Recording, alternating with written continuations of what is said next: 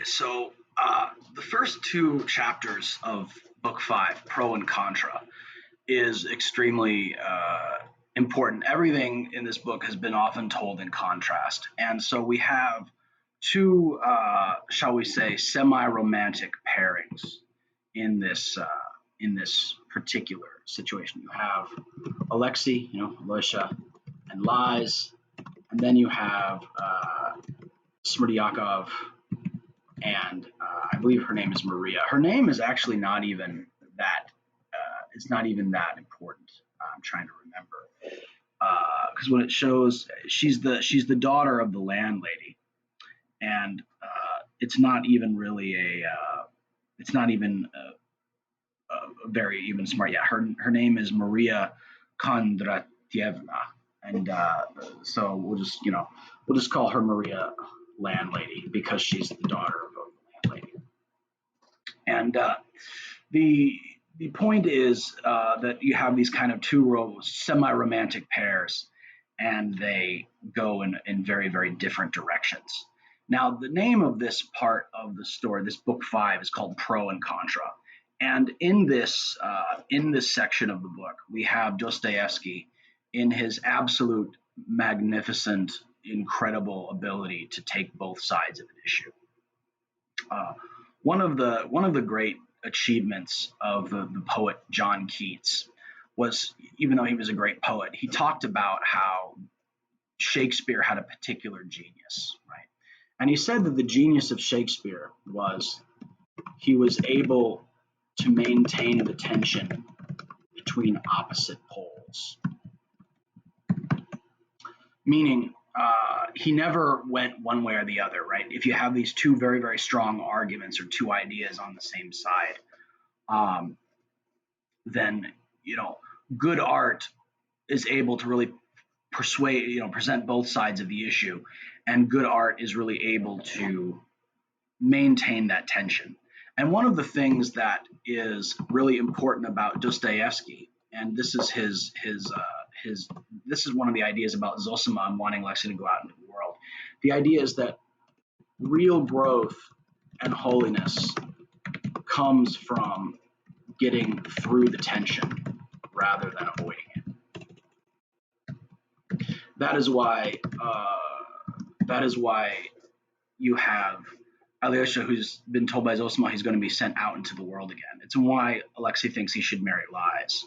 He thinks he will become a monk again eventually, but he thinks he should marry Lies and he should live a life in the world before he comes back and becomes a monk. It's all kind of very, very strange.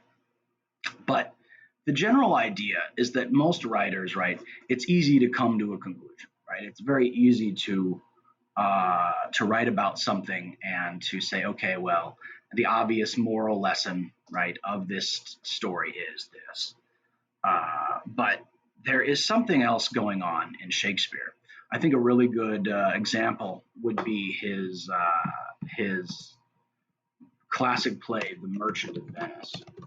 And if you don't know The Merchant of Venice, it's a play about a young man who gets in debt to a loan shark by the name of Shylock, who is a Jewish loan shark.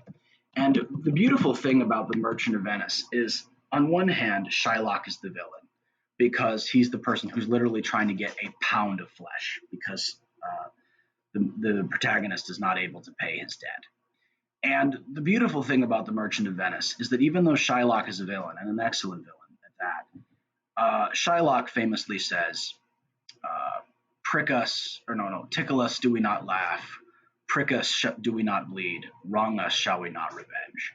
And what Shylock is basically saying is that, because of the way you treat the Jewish people, we don't live in society, you don't let us have any other professions other than money lending, and you don't enforce the laws when you guys don't pay us back because we're excluded from society. What are we supposed to do? What are we supposed to do when you take our money and you don't pay it back, if not through violence? You've given us no other way to survive. And Shakespeare does an excellent job in his plays of trying to maintain the complexity of questions rather than simplifying them, rather than coming down to an easy answer. He wants to keep the depth and the difficulty of the question alive. In the same way, Dostoevsky, and this is where when a lot of people talk about Dostoevsky as one of the great literary minds, Dostoevsky, even though he wrote in Russian, is considered by many, Dostoevsky is considered by many the heir of Shakespeare. And Virginia Woolf would say that, Friedrich Nietzsche would say that, to a certain extent, James Joyce would say that.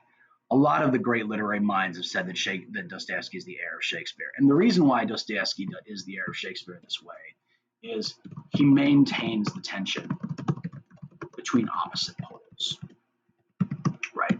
And in this case, you have the main tension is between Ivan and Alyosha in this chapter, and they're going to propose their view. You'll see very, very clearly their two views of the world. You'll see arguments for traditional theism, and you'll see arguments against traditional theism. And Dostoevsky presents arguments in great strength and does not pull any punches from either side. He maintains the tension, right?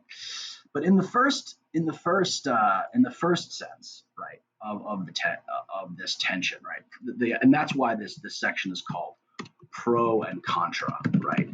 And this section of Brothers K is the part that they'll often make you read in college, right? Like this is the part, the whole point of doing the Brothers K in a religion class is really doing this section, pro and contra. And because it really talks about the problem of evil in extraordinary depth. And it also talks about the problem of redemption in extraordinary depth. And what does it mean? And so we remember, right, that in order to understand this, we've already seen kind of the two examples of the two different examples of holiness. We've got Pherapont, right, who's like, you need to fast all the time, constantly mortify your body, and be utterly hostile to the world around you, right? It's a kind of religion that is, only the spiritual is good, alienate the body, alienate other people, only God and angels matter. And he ends up being this kind of really nasty person. And then you have Zosima, right? And Zosima, his perspective is all about, right, love your neighbor, pray, do the best you can. But here's this main idea is he says, the monk is no better than anyone else. He says, in fact, the reason why the monk comes to the monastery is he knows he's no better than anyone else, right? He knows he's not better than anyone else.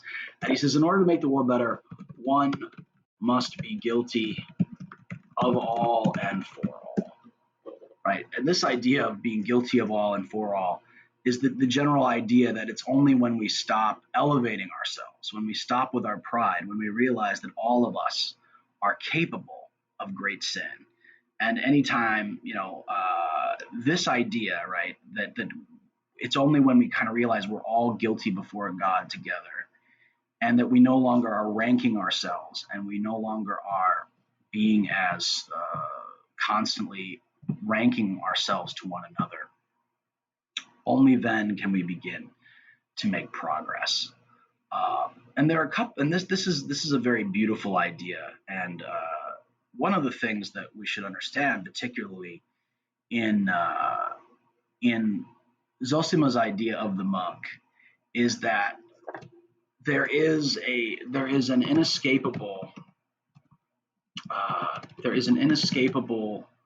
connection between love of God and love of neighbor. Now that's made very, very clear in the first letter of St. John, right? Whoever says he loves God but does not love his neighbor is a liar, right? But here's the general idea, right? So we know, because, it's Divine Mercy Sunday, we know that what does Jesus say from the cross? He says, forgive them, Father. They know not what they do, right?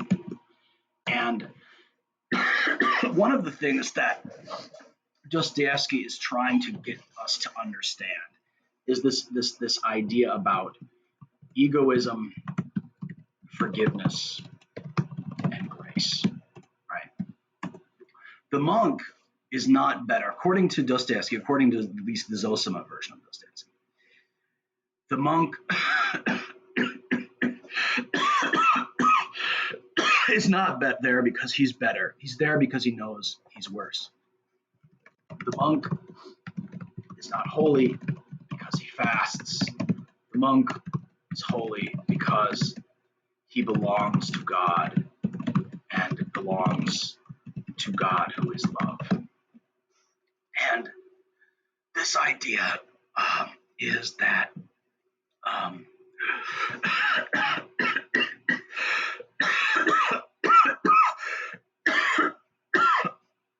pardon me, I'm going to take some medicine, then I'll restart.